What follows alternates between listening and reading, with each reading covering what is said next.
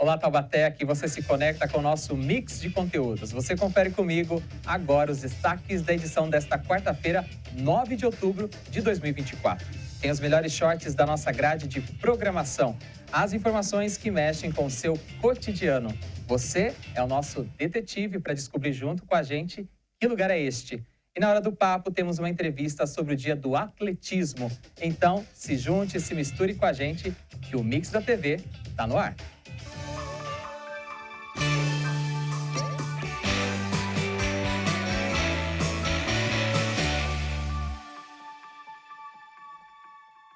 No ar mais um Mix da TV, aqui na programação da TV Câmara Taubaté. Muito obrigado pelo carinho da sua audiência. Este programa que une informação, entretenimento e os melhores cortes da nossa programação. Tudo isso com muita leveza e bom humor. Mas para que tudo isso aconteça, a gente precisa da sua participação. Por isso, entre em contato conosco. Aí na tela estão os canais para você participar aqui da programação da TV Câmara Taubaté. Através do nosso e-mail você pode mandar a sua sugestão, a sua crítica, a sua dúvida. Nosso e-mail é tvcamaratte@gmail.com. Através da rede social youtube.com/TVC Taubaté, você assiste ao vivo a nossa programação, pode voltar em até 12 horas o conteúdo assistido e ainda tem as playlists completas de todos os produtos aqui da casa. Na rede social facebook.com você acompanha ao vivo o que acontece no plenário e também tem os melhores vídeos da nossa programação. Acesse facebook.com/Câmara Taubaté. Agora, se você quiser também pode participar através do nosso WhatsApp, o DDD é o 12 3625 9525. Estão aí na tela, portanto, os canais para você participar aqui da programação da TV Câmara Taubaté. Chegou a hora do nosso quadro, você é o nosso detetive. E eu quero saber se você adivinha junto com a gente que lugar é este. A gente começa com a imagem cheia de círculos, né? A gente vê umas árvores ali talvez, um céu azul. Eu diria que por esse céu azul é Taubaté, dá para saber que é aqui na cidade. Ao longo dos blocos a gente vai eliminando alguns círculos e você, até o final do programa, descobre junto com a gente que lugar é este aqui na cidade de Taubaté. E agora é hora dos shorts da nossa programação. São os melhores trechos selecionados dos nossos programas, especialmente para você. O Conexão Popular é o programa de entrevista que traz temas de interesse público do nosso cotidiano. E no corte que separamos a seguir, a apresentadora Ana Laura conversou com a psicóloga Maria Beatriz Conte e o aposentado Roberto de Moraes Júnior para falar sobre a contratação de pessoas da terceira idade e aposentados também nas empresas. Vamos ver? Solta o play! Agora, com o envelhecimento da nossa população, nossa expectativa de vida tem aumentado a cada ano. É uma tendência que as empresas comecem a contratar pessoas de mais idade, já aposentados, ou isso já vem acontecendo, por exemplo? Isso acontece ainda com pouca frequência, mas sim, acontece. É mais frequente a gente observar esse resgate desses profissionais experientes em cargos que venham como uma consultoria, por exemplo, né? Quando a gente fala de tarefas mais operacionais, isso pode ser um pouco mais complicado. E aí vem um aspecto que, por vezes, pode ser de preconceito mesmo das empresas, de achar que aquela pessoa mais velha talvez não tenha a energia de um mais jovem, ou que não tenha acompanhado a tecnologia que está sendo colocada aí no dia a dia. E aí, por vezes, essa pessoa nem é chamada para um processo seletivo para mostrar um pouco daquilo que ela poderia oferecer para a empresa. Então, ela já é barrada no momento em que se identifica lá a idade no currículo, no momento que se faz uma ligação, troca uma mensagem para chamar para o processo. Isso a pessoa já é impedida de participar. Mas acho que existe, sim, uma tendência por conta disso, por conta de vamos ter cada vez mais pessoas idosas. E essas pessoas não podem estar à margem da sociedade, elas precisam estar incluídas de alguma maneira. Roberto, depois da sua aposentadoria, você teve alguma outra experiência profissional? Teve a oportunidade de voltar ao mercado de trabalho? Sim, tive. E como que foi? Eu tive a oportunidade, voltei numa empresa, trabalhei alguns meses, né? Mas como era longe de casa, né? Aí eu preferi também não continuar. Fiquei algum tempo e saí. E depois, um período bem breve, que eu ajudei um outro amigo também, mas aí estava quase pagando para trabalhar. Então, não compensava também né, o custo-benefício. E como foi a receptividade dos outros colegas? O senhor sentiu que existe um preconceito, uma discriminação? Eu diria que preconceito não. Eu acho que existe um pouco de receio. Né? Você entra com uma experiência, com uma bagagem de 30 anos para, né, uma empresa onde o teu chefe tem menos de 30 anos de idade, você tem 30 anos só de experiência. Né? Então, você vê que os jovens têm um pouco de receio. Né? E muitos jovens hoje estão em cargos, né, de chefia nas empresas e você entra com a idade deles de experiência. Então, você sente um pouco desse receio deles em ter né, uma pessoa abaixo deles com conhecimento, né, acima deles. E isso faz com que eles fiquem um pouco retraídos, vamos dizer assim. E você também tem que saber a maneira, né, de falar, de ajudar, de colocar as coisas para que ele não entenda isso como, né, um risco à carreira dele. Porque você praticamente já está ali, já está aposentado, então você quer, né, ganhar seu dinheiro, cumprir, fazer o seu trabalho da melhor maneira possível e não almeja crescer mais na empresa ou, né, procurar atividades diferentes daquela que você foi propostas a fazer. Então, acho que existe um pouco de preconceito e um pouco do receio, né? Preconceito do mais velho dar conta e receio do mais velho tomar o seu lugar depois, entendeu? Então, isso eu acho que é complicado nas empresas hoje. E Maria Beatriz, você que trabalha com treinamento de profissionais, de líderes, existe esse receio por parte dos outros profissionais? E de que forma os líderes estão se preparando também para se relacionar com essas pessoas mais velhas? E como o Roberto disse, talvez tenha muito mais tempo de experiência do que ele mesmo enquanto líder. Eu acho que sim, eu acho que tem, né, um pouco talvez desse receio, sim.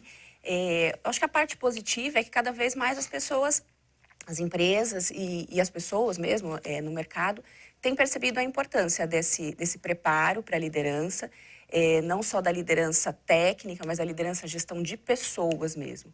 Então, com isso se você tem, né, líderes, gestores capacitados, a tendência é que você consiga extrair o melhor de cada um dos profissionais. Seja ele muito jovem, que está entrando no mercado, pisando pela primeira vez numa empresa, ou seja ele mais maduro.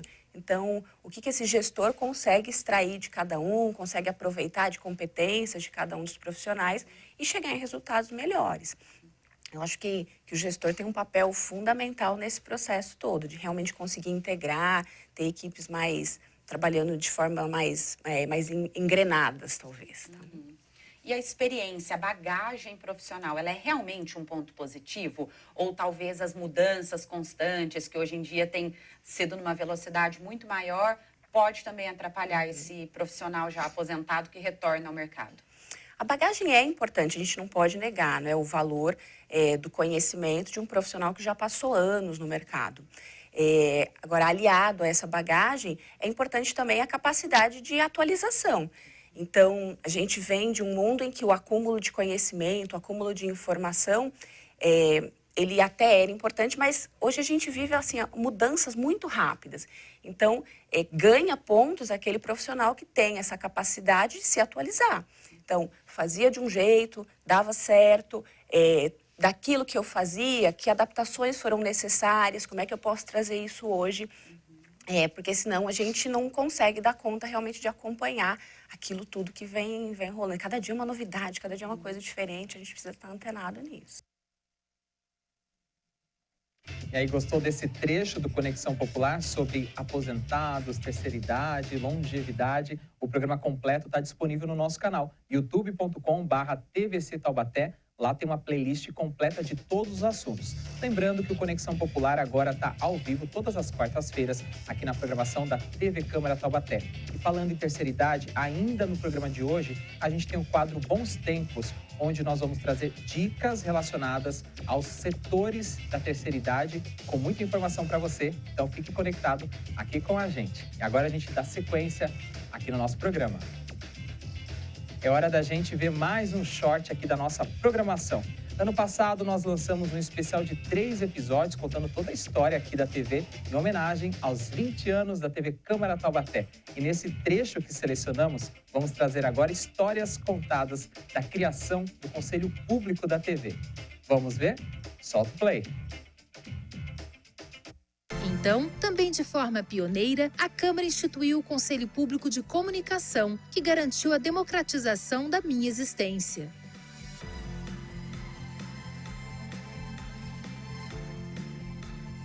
O Conselho Público de Comunicação, lá atrás, quando a gente entrou aqui, principalmente os cargos técnicos, a gente não tinha muita referência de atribuição. Os servidores efetivos sentiam a necessidade de ter um parâmetro legal para saber, não, até aqui é legal, até aqui eu faço. Quando a gente começou, de fato, a TV era um pouco entendida como uma assessoria de vereador e foi um processo de educação desses vereadores, de educação da população e de nós mesmos, assim, de entender qual que é o papel de uma TV legislativa, de um jornalismo público. E já tinha uma discussão sobre o Conselho de Comunicação da TV Brasil, que na época eles queriam colocar um conselho deliberativo.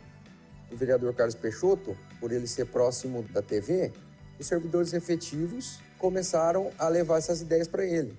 E ele abraçou a ideia. E eu lembro que a Renata Dias, ela era repórter, concursada, ela começou a pesquisar o que seria um conselho ideal, deliberativo e tal. Faltava uma regulamentação do que seria a TV Câmara e qual a finalidade dela. Era muito vaga.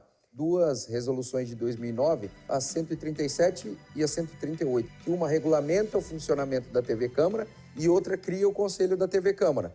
O processo de elaboração da regulamentação da TV, de instituir um conselho na TV, acho que foi muito importante.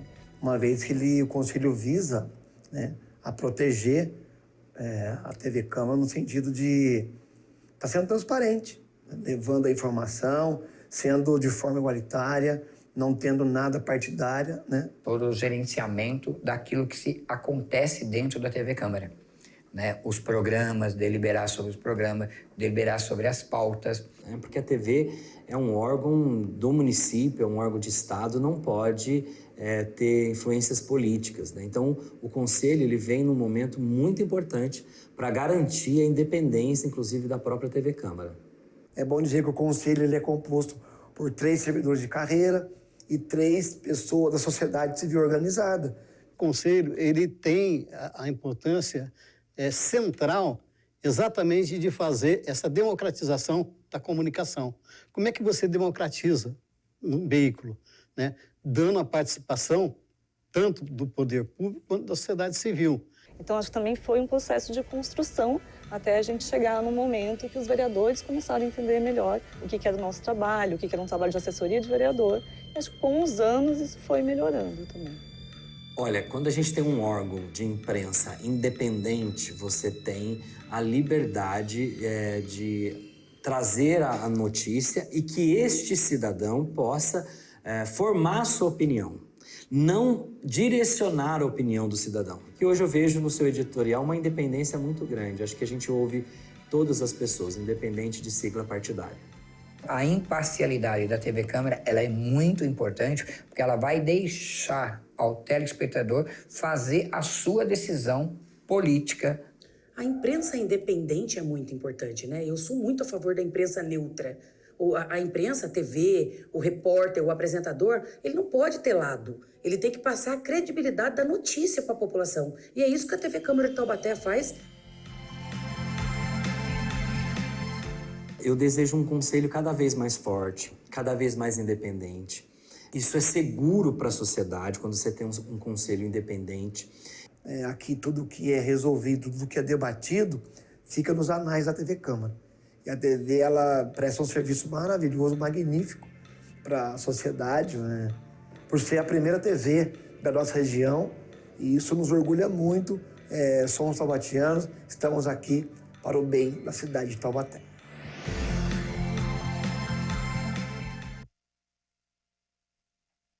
O documentário completo da TV Câmara Taubaté 20 anos está disponível no nosso canal youtube.com/tvc Taubaté. Está dividido em 3 partes, contando toda a nossa história, desde a resolução até os dias atuais. Vale a pena você assistir e conferir lá no nosso canal. Agora eu quero saber se você consegue decifrar junto comigo que lugar é este. Aí na tela para você a gente vai tirando aos poucos os círculos e vai mostrando a imagem aqui da cidade de Taubaté. A gente vê ali árvores, um céu azulado, ainda está bem difícil né, de saber que lugar é este, mas nos próximos blocos tenho certeza que vai ficando mais fácil e é um local bem conhecido aqui na cidade de Taubaté. Agora nós vamos ao nosso primeiro intervalo. Daqui a pouco eu volto com a Hora do Papo para a gente falar sobre o Dia do Atletismo. Fique com a gente, junto e misturado na nossa programação. Mix da TV volta já já, não sai daí.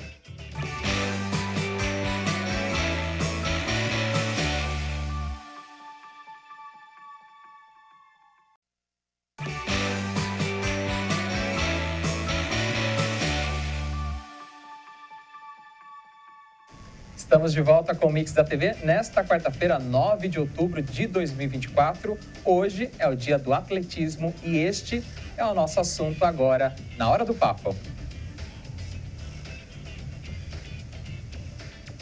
Dia 9 de outubro é comemorado o Dia do Atletismo, que é a prática esportiva mais antiga e por isso é conhecido como esporte base de todos os outros. Suas modalidades compreendem os movimentos mais comuns para as pessoas desde a antiguidade, como por exemplo, corrida, lançamentos e saltos. A modalidade requer dos atletas muita força e resistência e ele é considerado o principal esporte olímpico, conforme a célebre frase: os Jogos Olímpicos podem acontecer apenas com atletismo, nunca sem ele. Para falar mais sobre esse dia importante, a gente recebe aqui nos estúdios do Mix da TV o treinador Rodrigo Pereira e também o atleta Thiago Rezende. Rodrigo, obrigado pela presença. Eu que agradeço a oportunidade de vir aqui falar sobre o atletismo. Thiago, seja bem-vindo ao Mix da TV. Agradecido. A gente vai falar da modalidade, então a gente vai costurando aqui a nossa conversa. Vou começar com o treinador Rodrigo perguntando, eu fiz uma definição ali mais ou menos, mas como você pode trazer o atletismo além dessa definição que eu trouxe? Então, o atletismo hoje ele é a mãe, né, dos esportes, né? Eu acho que é a base para todos os esportes, né? Como a gente vê desde a criança, né? Do correr, do saltar, do lançar. Então, acredito que trabalhando essas valências, outras modalidades, que é muito importante, você consegue atingir o alto rendimento. Então, acredito muito que é a modalidade mãe. Thiago, como é que surgiu o atletismo na sua vida? Também foi desde criança ou foi mais recente? Eu comecei em 2016 através de uma aula de educação física com o professor Hiller. E a partir dessa aula eu tive o contato com o atletismo, em específico o salto de altura. E a partir daí foi onde eu comecei esse rumo, esse caminho no atletismo. Mas eu já tinha o meu irmão que praticava antes. Eu apenas adentrei o atletismo posteriormente. Hoje, qual que é a modalidade que você está praticando? Os 110 metros com barreiras. Já já você explica melhor pra gente, tá? Que são muitas modalidades, né? E a gente vai acompanhando. Quando tem as Olimpíadas, Thiago, que a gente tem uma noção de como o esporte tem várias vertentes, modalidades, né? Quantas modalidades a gente pode dizer que existem ou quais são as principais? Então, o atletismo ele é dividido em 4 grupos de provas, né? As corridas, os arremessos e lançamentos, e aí também a gente tem depois as corridas de longa distância, meio fundo e fundo, e depois os saltos, né? Então, assim, o atletismo é uma gama de modalidades dentro de um esporte só. Então, a gente acredita que, por isso que ele é a modalidade mãe, ele atinge todos os grupos de provas. E você começou a ser treinador há quanto tempo? E você competia antes de ser treinador? Sim, então eu comecei na iniciação esportiva, né? Fiz várias modalidades até conhecer o atletismo. E aí, quando eu comecei a competir, gostei muito e desde de novo, assim, eu tinha em mente que eu queria ser treinador de atletismo. Então, quando eu fiz 17 anos e entrei na faculdade, já entrei querendo ser treinador. Então, por isso que eu comecei bem novo. Então, o atletismo me escolheu e eu escolhi ele para minha vida. Thiago, você é campeão sul-americano, né? 110 metros com barreira. E quantas barreiras tem ao longo desse trajeto? Esse trajeto são 10 barreiras, onde a gente tem que ter muita técnica e velocidade ao mesmo tempo. Qual que é a altura dessa barreira, só pra gente ter uma noção? Tem 1,7 m cada uma dessas 10 barreiras. E por que você escolheu justamente essa modalidade e não outras ou outro esporte? É uma modalidade que unia velocidade e técnica e foi onde eu mais me encaixei, né? Eu perambulei por algumas outras modalidades, mas essa, os 110 com barreiras, foi onde cativou o meu coração e a prova que mais me motivou a continuar no esporte. Pergunta de leigo, tá, Thiago? Quando o atleta toca ali na barreira, ele tem uma punição, ele perde tempo, é uma desvantagem na competição? É uma desvantagem sim, porque a partir do momento que eu toco, eu perco velocidade. Porém, não tenho punição, a não ser que eu toque com a mão. Se eu bater na barreira, não tomo punição. Porém, eu perco velocidade e é aí que entra as concorrentes nos ultrapassando. Rodrigo, quantas pessoas hoje você treina, né, fazem parte da sua equipe e se você tem outros atletas de destaque além do Thiago? Então, hoje o Atletismo de Taubaté conta com 5 treinadores, né? Não só eu coordeno o projeto, mas também do treino. Hoje eu trabalho com 3 atletas, né, de alto rendimento, né? Tem o Thiago, aí também tem o José Eduardo, que ano passado foi campeão brasileiro, sul-americano, recordista brasileiro, sul-americano. E aí também tem outros colegas de trabalho que trabalham comigo lá, a professora Ana Paula, que trabalha com arremesso dos lançamentos, o professor João, que trabalha com as provas de meio fundo e fundo, e o professor Daniel, que trabalha com as provas de velocidade. E o Bruno, que hoje auxilia a professora Paula nos arremessos dos lançamentos.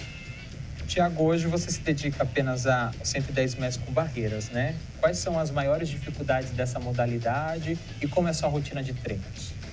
As maiores dificuldades do 110 com barreiras é justamente você manter o ritmo. O ritmo que é aquela velocidade que você aplica naquele intervalo de barreira, de uma barreira para outra. Então é um pouco mais difícil manter esse ritmo em competições importantes, é onde a gente consegue manter isso.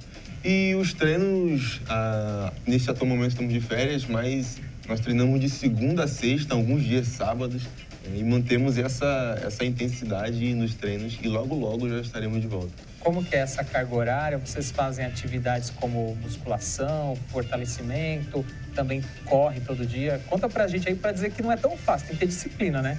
Com certeza, tem que ter muita disciplina para se manter nessa carreira de esporte. E essa carga horária a gente divide em alguns treinos de pista e alguns treinos de força, ou seja, musculação.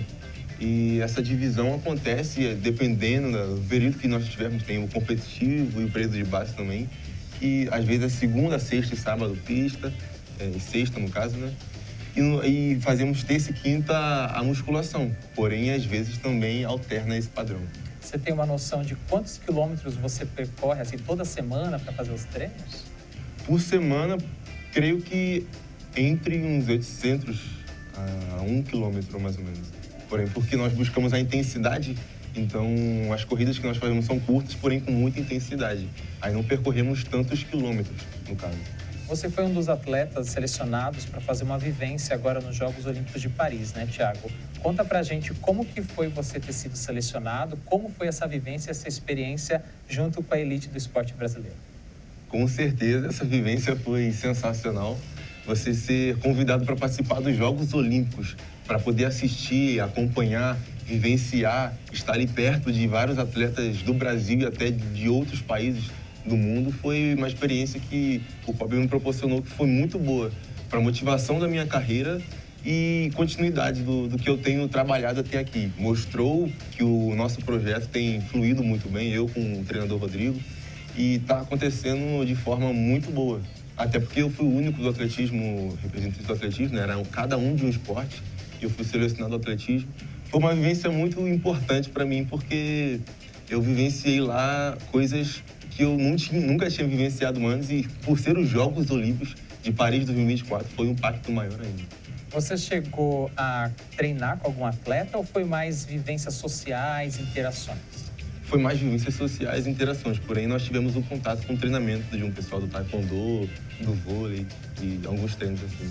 Rodrigo, como que é preparar um atleta de alto rendimento, né? Totalmente diferente essa rotina, essa escolha, esse filtro. Você pode contar melhor pra gente os bastidores, assim, como é que você seleciona, escolhe e mantém esses atletas em alto rendimento? Então, o treinamento de alto rendimento, ele é um pouco mais complicado do que a iniciação, né? Na verdade, a gente vem observando os atletas dentro da equipe, dentro daqueles que se destacam nas categorias de base, né? O Thiago foi um atleta que chegou aqui pra gente com 17 anos, já era um atleta campeão brasileiro, mas que ao percorrer desses anos vem se destacando. Então, assim, a gente tem primeiro esse feeling de identificar o atleta, que pode ser um atleta de alto rendimento, né? Porque hoje a gente tem muitos atletas dentro da equipe, mas poucos chegam ao alto rendimento, né? Porque a gente fala, é 1 em 1 milhão que consegue chegar lá. Então, quando a gente consegue descobrir um atleta assim, a gente tem que ter todo um cuidado, né, dentro do treinamento, né? A gente tem a parte de prevenção, da fisioterapia, que hoje contamos aqui em Taubaté, que é muito importante, da parte nutricional, a parte de biomecânica, eu faço toda a avaliação do treinamento. O Thiago agora, né, se destacando, né, esses últimos 2, 3 anos aí no cenário nacional e internacional, chamou a atenção do COB, Então, para a gente isso é muito importante, porque a gente vai ter acesso ao Laboratório Olímpico do Colo do Rio de Janeiro. Então, isso vai dar uma qualidade gigante para o nosso trabalho e vai fazer com que a gente chegue bem preparado para 2028, que é a nossa meta. Neste 9 de outubro, nesta quarta-feira, a gente está celebrando o Dia do Atletismo, conversando com o treinador Rodrigo Pereira e também com o atleta dos 110 metros com barreira, que é o Thiago Rezende. Thiago, a gente falou da sua rotina de treinos e você falou que começou em 2016 na modalidade, né? Quais as competições mais importantes que você já participou e quais os títulos que você conquistou até o momento? As mais importantes que eu participei foram os sul-americanos, que eu estive, por exemplo, o último agora, o Sub-23, ao qual eu fui campeão. Foi muito importante. E outros sul-americanos, por exemplo, o sul-americano Sub-18, quando eu tinha 17 anos, que eu fui campeão também, ou do ano passado. E tive também um Mundial Escolar na França, na Normandia, na região da Normandia, onde também fui campeão com o time do Brasil, da CBDE, nesse escolar. Fui para o Campeonato Mundial Sub-20 na Colômbia também, em 2022. Fiquei lá no top 10 do mundo, nesse Mundial também. E tive várias outras competições, como os nacionais, que eu gosto muito de competir os nacionais também, que são competições aqui do Brasil e que nos motivam a querer ir para a seleção e que nos levam também à seleção. Mas principalmente essas competições, e lá no comecinho também, não posso deixar de falar desse começo, foram aquelas competições escolares, quando você bem no comecinho é novinho, que com certeza fizeram a diferença como jogos escolares. Porém, essas competições foram as que mais marcaram, assim. Rodrigo, a gente tem tantas crianças e adolescentes, né, que querem fazer uma iniciação esportiva. Muitas acabam indo pro óbvio, que é o futebol, né? Você acredita, se tivesse mais oportunidades, mais seleções, critérios, peneiras, a gente teria muitos novos talentos no atletismo? Então, eu acredito muito que hoje o esporte ele tem que ser desenvolvido dentro da escola, né? As escolas hoje aqui na região, elas são mais no período integral. Então, isso dificulta um pouco o aluno buscar a pista de atletismo, né? Porque ele está o dia inteiro na escola. Uma ação que a gente vai ter para o próximo ano é descentralizar um pouco o atletismo da pista da CTI, né? A gente tem hoje uma busca lá bacana da modalidade, mas eu acredito que a gente está dentro da escola, com professores capacitados para a modalidade, não que os professores que sejam na escola não são capazes, mas eles têm já uma rotina, né, de aula, de uma conteúdo, horária, isso, que é cobrado, um conteúdo que eles têm que aplicar. Então, acho que a gente pode somar junto à educação e através dessa atuação a gente consegue alcançar, assim, tipo, jovens talentos, a gente consegue identificar jovens dentro da escola e conseguir levar para a pista, que eu acho que é importante. Você está com a camiseta aqui do atletismo, a gente vê a inscrição aqui do FADAT, né? Qual que é a importância desse fundo de apoio para vocês aqui em Taubaté? Olha, o FADAT, ele transformou o esporte de Taubaté de alto rendimento, mas eu também acredito que de base. Por quê? Porque antes de ter o FADAT, o aluno ele se destacava, ele tinha que buscar um outro município, né? Porque ele não tinha um apoio financeiro, transporte para principais competições. Então, o FADAT ele trouxe uma segurança para esse talento que é da cidade, né? Então, quando ele começa a se destacar nas competições internacionais, nacionais ou campeonatos estaduais, a gente consegue dar uma bolsa para esse aluno, entendeu? Então, através disso, ele consegue se manter dentro da modalidade. E o mais interessante, eu acho que para o nosso projeto, que não é só o rendimento, mas a gente estimula muito eles a buscar a faculdade, né? A formação universitária, que eu acho que é o mais importante dentro do nosso projeto. E aí o alto rendimento, ele acontece, igual eu falei, né, com poucos, mas acho que a nossa principal motivação com os atletas é buscar essa formação acadêmica. Thiago, o que você projeta para o seu futuro e a gente pode te assistir futuramente nas Olimpíadas? Com certeza. Eu estive agora em Paris, nos Jogos Olímpicos, acompanhando, mas em Los Angeles 2028, creio que vocês possam me ver lá, acompanhando e torcendo por nós aqui de Taubaté e competindo firmemente para representar o Brasil nessa seleção olímpica. Eu pretendo, com certeza, realizar grandes feitos daqui para frente e continuar. Pode nos acompanhar aí. Rodrigo, qual a mensagem que você deixa para quem quer participar do atletismo aqui de Taubaté, sendo amador ou atleta de alto rendimento? Quais são as entradas para esse esporte e quais oportunidades que o povo aqui da cidade tem? Então, bem bacana a pergunta. Aqui em Taubaté hoje a gente tem um projeto bem bacana de atletismo, né? A gente atende desde a criancinha de 7 anos até a melhor idade, né? A prefeitura ela tem alguns projetos, né, na pista da CTI hoje, que tem um programa Caminhando para a Saúde, que são pessoas que querem sair do sedentarismo, querem buscar uma qualidade de vida, com o professor João, que é o nosso professor dentro do projeto também, então ele atua nesse projeto social. A gente tem a iniciação esportiva hoje, que é na CTI, tem um período da manhã às 8 e às 5 da tarde, que a gente tem um grupo de criança bem bacana que participa. E interessante que essas crianças, elas participam de competições a nível estadual e elas conseguem depois adentrar a nossa equipe de alto rendimento. E aí depois a gente dá o segmento à categoria Master, hoje também aqui em Taubaté, que participa de alguns campeonatos nacionais e internacionais. Então acho que a gente consegue abranger toda a população. Então quem tiver afim de praticar o atletismo, conhecer a modalidade, pode nos procurar. Tenho eu e meus outros 4 professores na CTI que vão atender a todo mundo.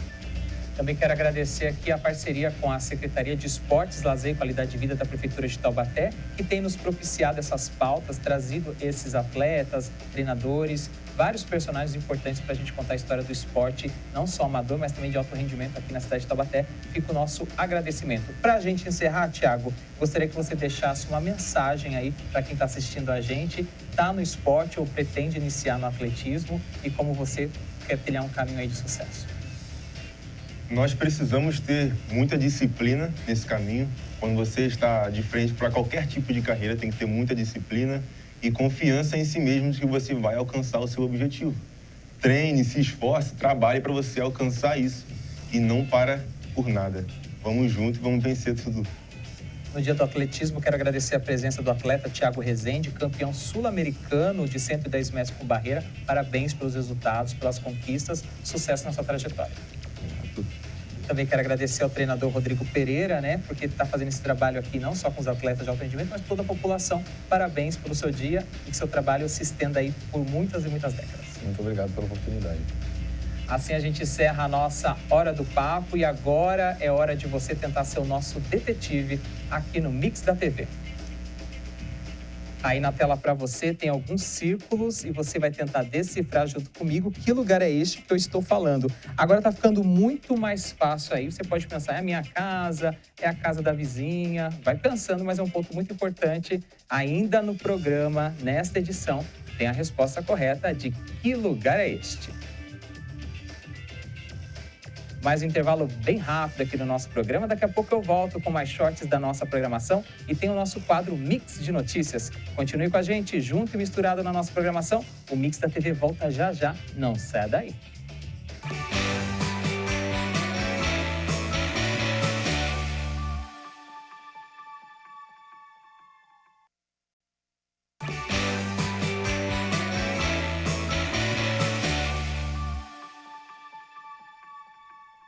Estamos de volta com o Mix da TV. Aqui você se conecta com a nossa programação no nosso Mix de conteúdos. Agora vamos destacar os programas que você irá acompanhar em breve aqui na TV. Está no ar a grade.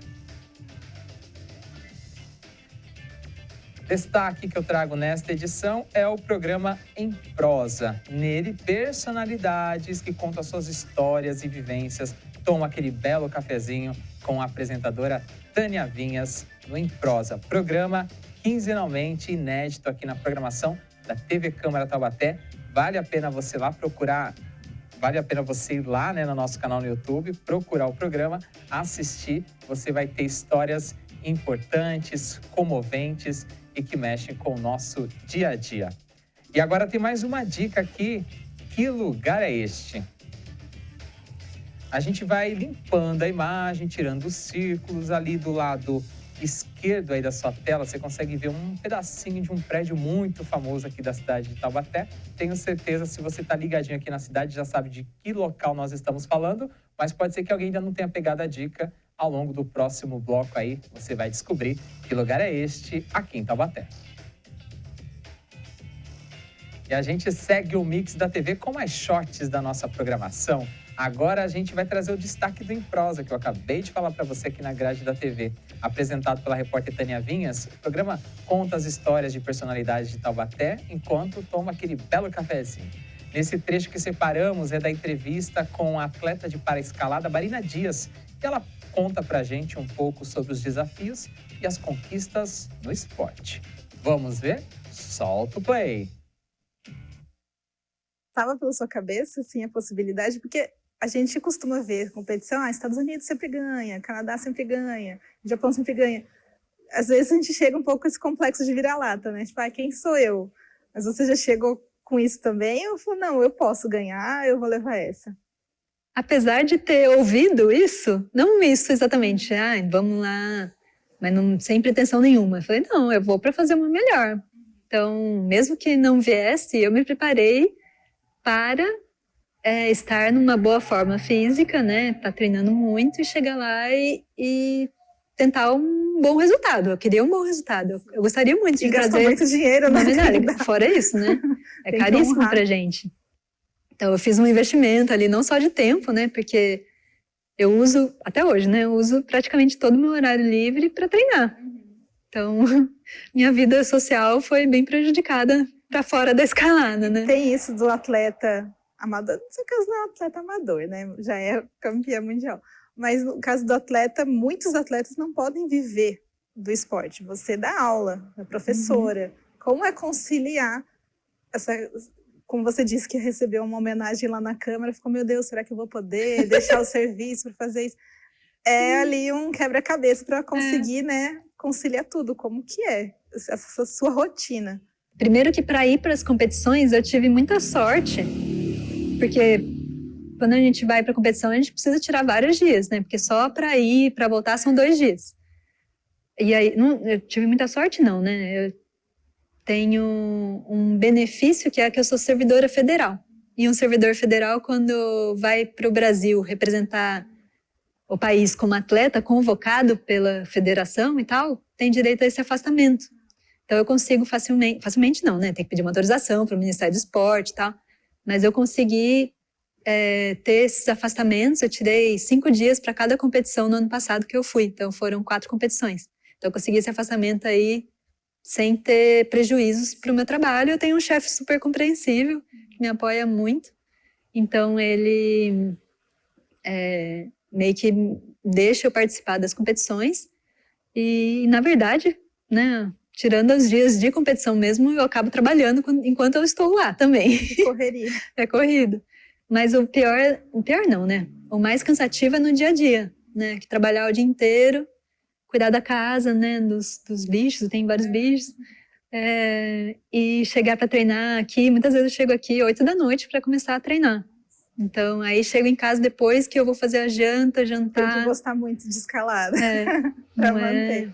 Demanda um esforço, aí, um gasto de energia, de tempo considerável. O ideal seria no mundo onde um atleta pudesse ser só atleta, né? Eu gostaria. Se tivesse essa oportunidade por uns anos aí. E na paraescalada, eu já tenho 41 anos, né? Mas na paraescalada... Seja sincera. Na paraescalada, a escalada em si já é um esporte que as pessoas podem praticar até numa idade bem avançada. Mas na paraescalada de competição, a gente costuma ver pessoas com 50 anos para mais competindo ainda. Longa, então. É uma carreira longa, então eu vislumbro aí muitos anos ainda de possibilidades de competição. Em termos assim de medalhas, de troféus, como que tá a sua lista? Campeã disso, campeã daquilo?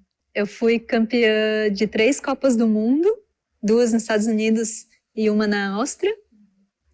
Eu fui campeã mundial no campeonato mundial que teve na Suíça ano passado. O campeonato mundial é uma competição maior, mais importante. Ela acontece só uma vez a cada 2 anos. E Copas do Mundo tem 3 etapas, mais ou menos, por ano, em diferentes países. Então, fui campeã mundial, 3 medalhas de ouro em Copas do Mundo e 2 medalhas de bronze também, em Copas do Mundo. E só tem além dos brasileiros. É o que a gente espera. Vamos ver. Esse ano tem mais 3 etapas aí. Eu estou otimista que vai dar para participar de todas. Ainda não tenho essa certeza, mas se tiver, espero conseguir mais medalhas ainda pra gente. Como que tá o esquema de patrocínio? Então, eu tenho o apoio da prefeitura, né? Eu sou parte de um instituto, que é o Instituto Paraescalada, que é uma organização social para promoção da escalada. E eu tô como atleta desse instituto com o apoio do FADAT, da prefeitura. Mas o instituto tem vários objetivos, várias ações, vários atletas, então não sou a única beneficiária do recurso.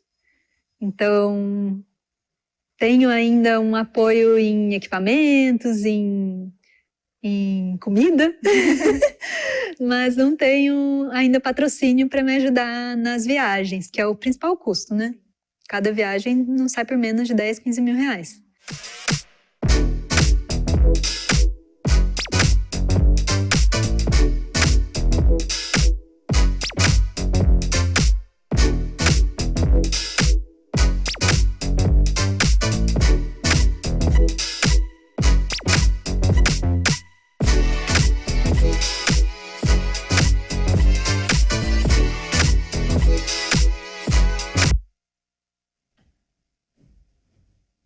No youtube.com/TVC Taubaté, você confere o programa na íntegra com a entrevista com a paratleta Marina Dias. Lembrando que lá no nosso canal também tem outros programas do Em Prosa.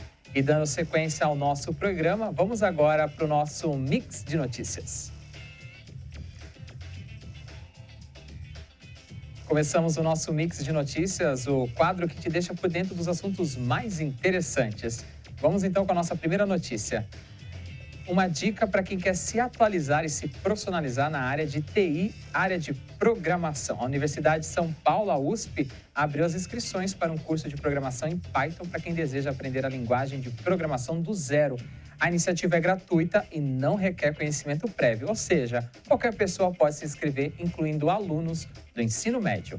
As lições serão dadas por alunos da FEA, que é a Faculdade de Economia, Administração, Contabilidade Atuária da USP.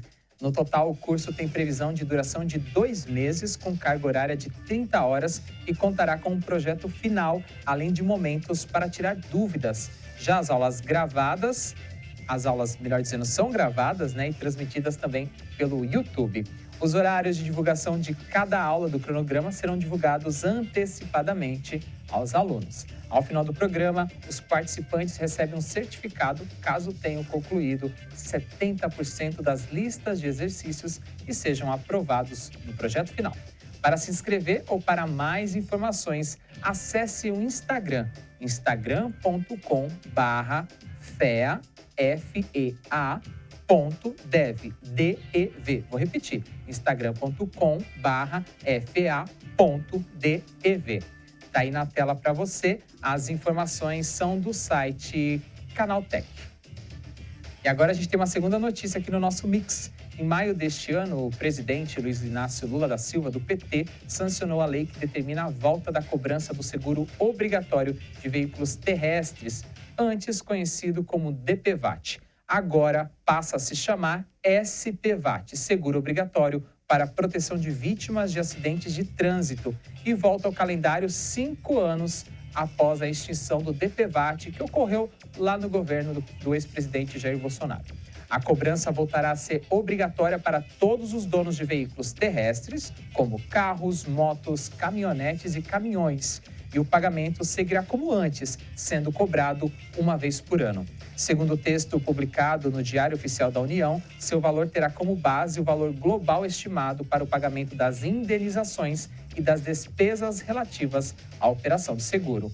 Em maio, o senador Jacques Wagner, também do PT, comentou em sessão da CCJ, Comissão de Constituição e Justiça, que o custo do SPVAT deve ficar entre R$ 50 e R$ 60 por ano.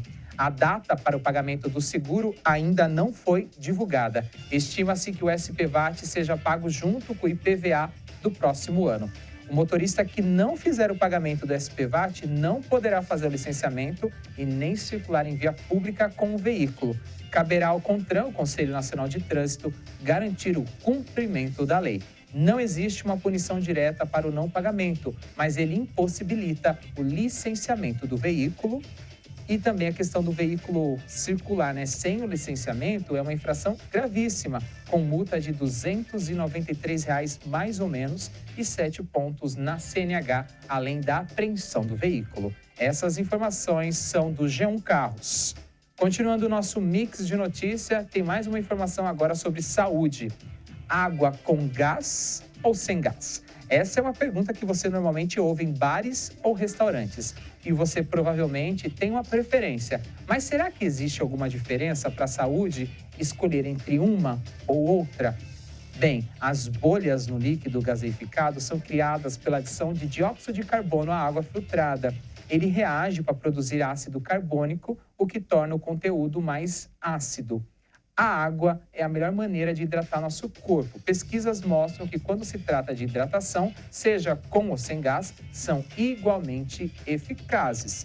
A água com ou sem gás é sempre melhor do que sucos ou bebidas aromatizadas e adoçadas artificialmente.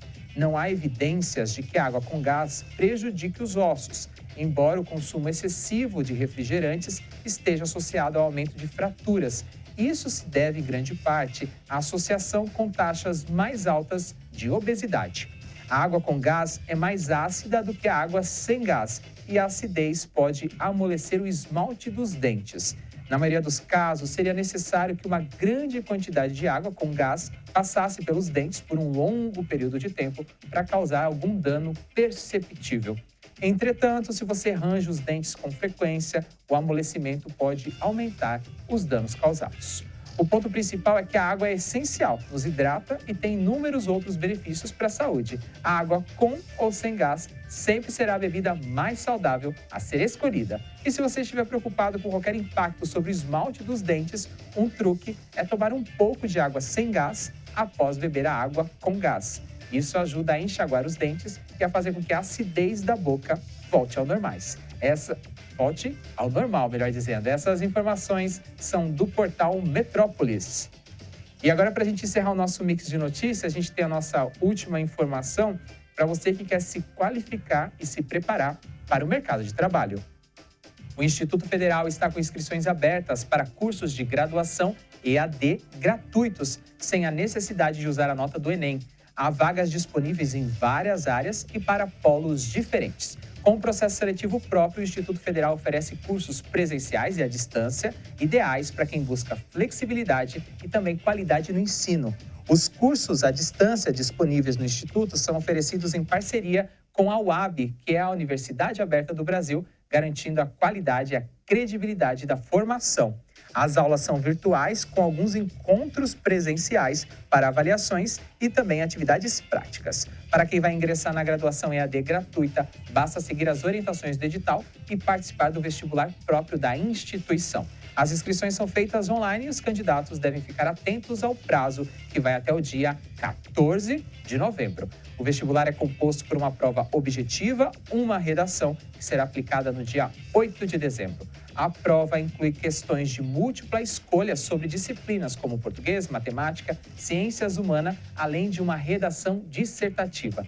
Para quem optar pelo uso da nota do Enem, as edições entre 2016 e 2023, essa opção também está disponível, embora as vagas sejam limitadas para a modalidade de quem usa a nota do Enem. Outra informação importante para quem quer escolher o modelo EAD. Apesar de ser uma graduação à distância, os polos exigem encontros presenciais para avaliações e atividades práticas como parte das regras do MEC. Bem, as inscrições para os cursos do Instituto Federal são realizados totalmente online e os interessados devem acessar o site que está aparecendo aí na tarja do Mix da TV, www.ifsc.edu.br e seguir as orientações do edital específico do curso desejado. Não há taxa de inscrição e todo o processo é gratuito. As informações são do site Clique Petróleo e Gás. Chegou a hora de você tentar decifrar junto com a gente que lugar é este. Aí na tela a gente tirou mais 2 círculos. De um lado você consegue ver uma parte do prédio, aos fundos ali tem outro prédio. Tá ficando fácil. No quarto bloco ficará mais fácil ainda. Que lugar é este? Vamos para o nosso último intervalo. Daqui a pouco eu volto com mais shorts da nossa programação. Tem o nosso quadro dedicado à terceira idade, os bons tempos, a resposta de que lugar é este e para encerrar a nossa reflexão do dia. Fique com a gente, junto e misturado com a nossa programação. O Mix da TV volta já já, não sai daí.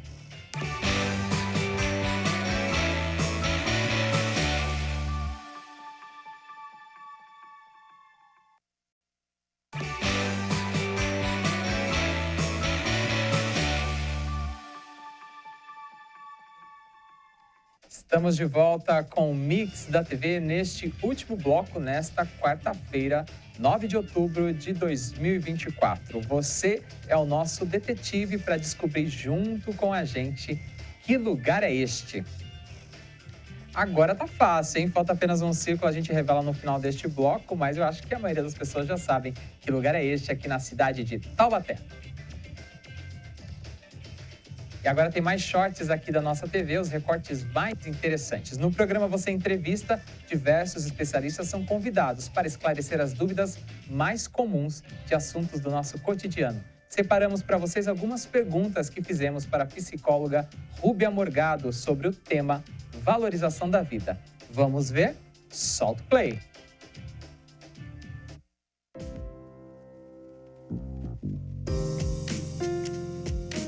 São os suicídio, quais são os fatores de risco? Os fatores de risco, né, a gente fala que são biopsicossociais, tá? Como, por exemplo, doenças genéticas, doenças crônicas, fatores psicológicos, perdas, enlutados, transtornos mentais, como, por exemplo, os mais comuns são a depressão e a esquizofrenia, e fatores sociais, como o desemprego.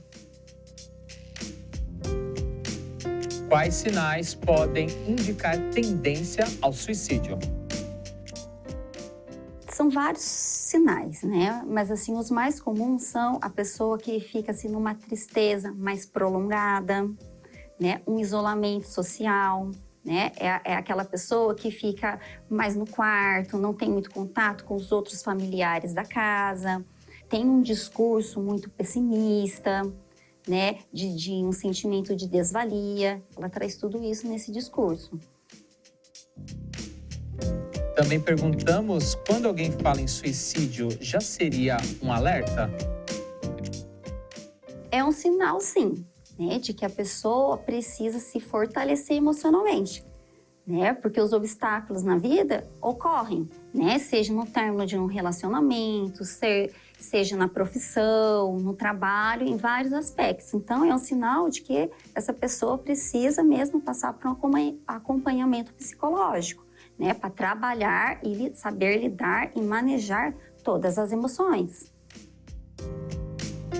Outra dúvida é como ajudar uma pessoa que pensa em suicídio. Primeiro, o ideal é que sempre esteja um familiar que seja mais próximo dessa pessoa, né? Por exemplo, nem sempre é a mãe, nem sempre é o irmão, né? De repente é uma tia. Então, identificar primeiro qual é o familiar que tem mais acesso a essa pessoa, né? Identificado isso, aí esse familiar vai oferecer a escuta, né? E, de fato, tentar compreender ali e fazer, que a gente fala de uma sensibilização, né? Do tipo, olha, já está no momento de você buscar um profissional da saúde, eu vou junto com você, eu vou te acompanhar e oferecendo todo esse suporte.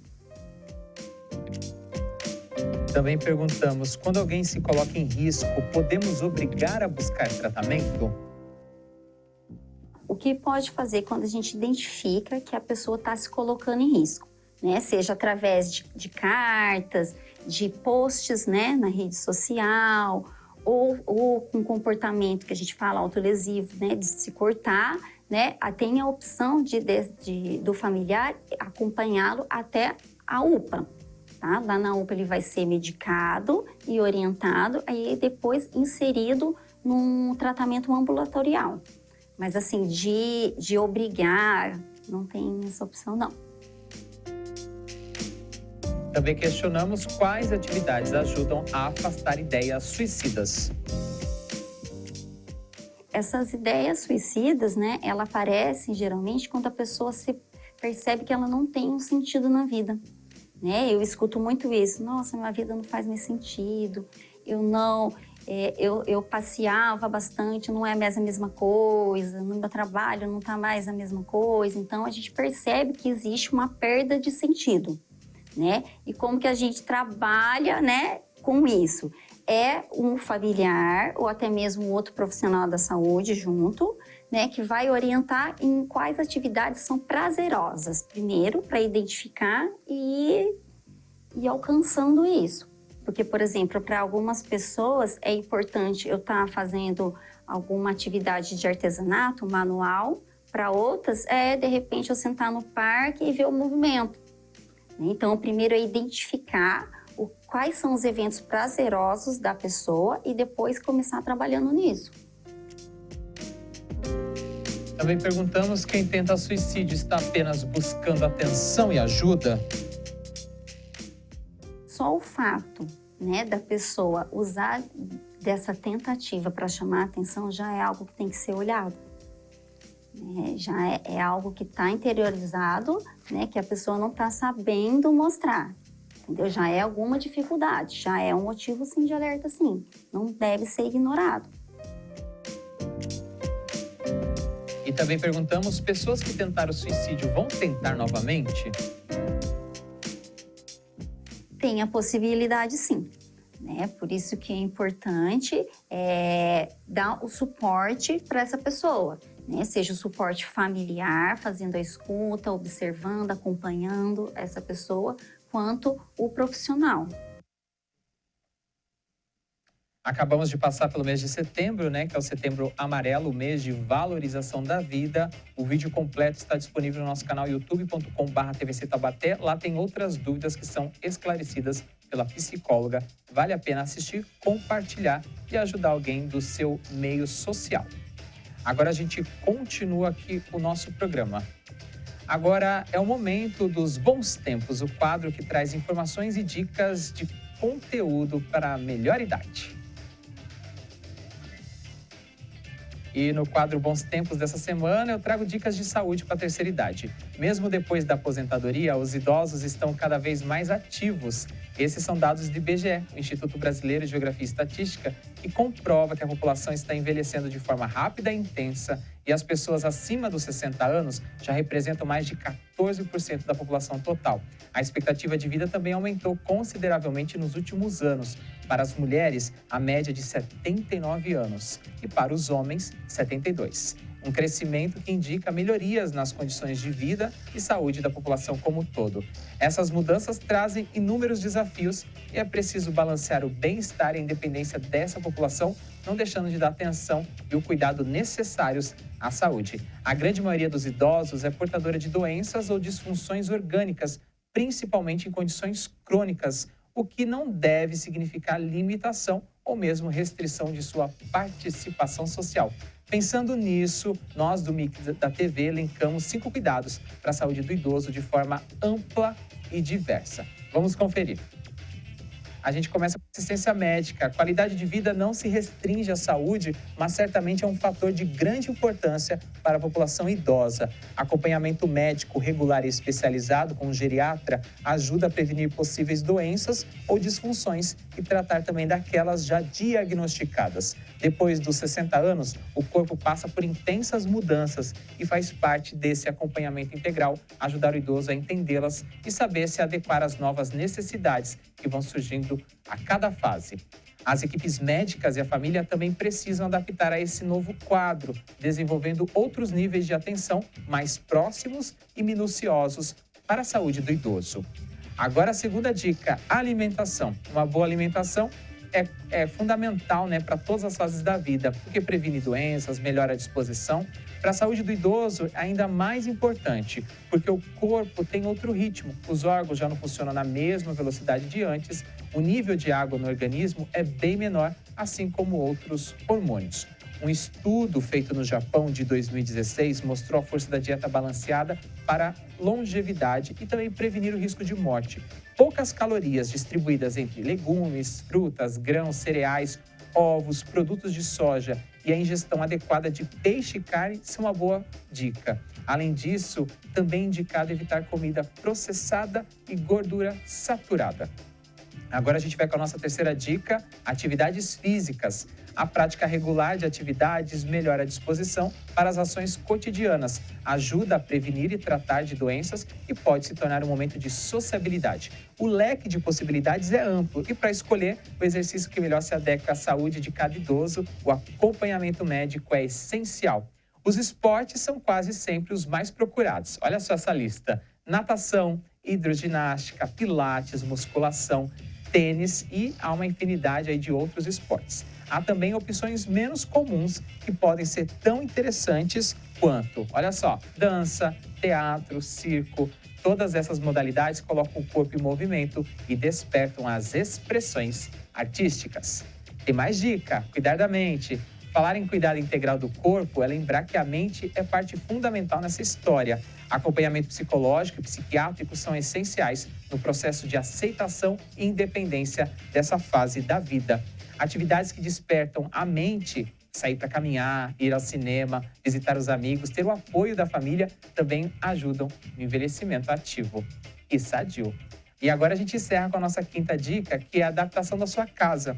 A casa é um lugar de aconchego e de segurança e que pode, muitas vezes, tornar-se um dos espaços de maior risco para o idoso, principalmente se ela não estiver adaptada para suas novas necessidades. Então agora segue algumas dicas aí de adaptação simples que podem melhorar em muito a mobilidade dos idosos. Instalar barras de apoio nos banheiros ao lado dos sanitários e chuveiros em escadas e corredores. Instalar tapetes antiderrapantes em escadas, corredores, banheiro, ao lado da cama e nas portas. Colocar uma poltrona ou uma cadeira no quarto para que o idoso possa se apoiar na hora de se vestir e de se calçar. Iluminar os cômodos da casa, se possível instalando interruptores automáticos. Remover objetos pontiagudos e abrir maior espaço de passagem entre os móveis. Deixar os objetos de uso cotidiano mais acessíveis em prateleiras baixas e organizados de forma simples também ajudam. Com essas dicas, eu espero que você tenha mais qualidade de vida para você que é idoso e também caso você tenha idosos aí na família, no seu convívio. Essas informações são do site Clínica Seu. E agora tem a resposta do nosso desafio desta quarta-feira, 9 de outubro. Eu acho que você já sabe que lugar é este. É óbvio que nós estamos falando do prédio da CTI, que foi construído em 1945. A torre, com 10 andares e com um relógio no topo, se tornou o símbolo da cidade de Taubaté. O principal objetivo do edifício era ser os escritórios da CTI, Companhia Taubaté Industrial, uma indústria têxtil de camisas e meias. No ano de 1983, as atividades na CTI pararam definitivamente. Hoje, o prédio abriga o Departamento de Arquitetura e Urbanismo da Universidade de Taubaté e também alguns setores da Prefeitura. A Torre do Relógio foi tombada pelo Conselho de Defesa do Patrimônio Histórico, Artístico e Turístico, que é o CONDEFAT. Chegamos ao final dessa edição, agora então a gente encerra com a nossa reflexão. Um dia, um corvo estava pousado no galho de uma árvore com um pedaço de queijo no bico quando passou uma raposa. Vendo o corvo com o queijo, a raposa logo começou a se matutar um jeito de se apoderar do queijo.